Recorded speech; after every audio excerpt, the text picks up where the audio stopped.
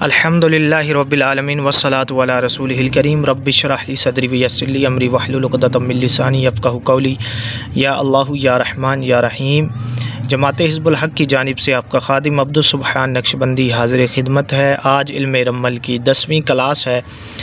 پچھلی کلاس میں ہم نے پڑھا کہ جو علم رمل کی اشکال ہیں ان کا کس سمت سے تعلق ہے۔ آج ہم پڑھیں گے کہ علم رمل کی جو اشکال ہیں یہ مذکر ہیں یا مؤنث ہیں یا مخنث ہیں۔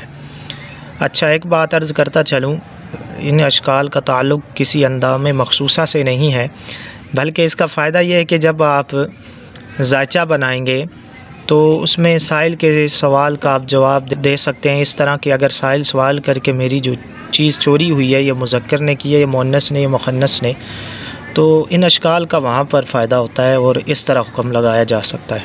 پہلی شکل لحیان ہے، اس کا تعلق مذکر سے ہے۔ دوسری شکل حمرہ ہے، اس کا تعلق مذکر سے ہے۔ نصرت الخارج مذکر سے۔ بیاد مؤنث سے، اس کا تعلق مذکر سے۔ اجتماع اس کا تعلق مخنث سے ہے، یعنی یہ خنثی ہے، صحیح ہے، جس کو عرف عام میں ہجڑا بولا جاتا ہے۔ اس سے مراد اعضاء مخصوصہ نہیں ہے، ٹھیک ہے۔ اچھا، عتبۃ الخارج مذکر سے تعلق ہے۔ انکیس یہ مؤنث ہے۔ اس کے بعد عقلا ہے، یہ بھی مؤنث ہے۔ قبض الداخل مؤنث ہے۔ فرع مذکر ہے۔ نصرت الداخل مؤنث ہے۔ نقی مؤنث ہے۔ عتبۃ الداخل مذکر ہے۔ طریق مذکر ہے۔ جماعت، ٹھیک ہے، آپ نے اسے صحیح طریقے سے یاد کر لینا ہے انشاءاللہ تبارک و تعالی۔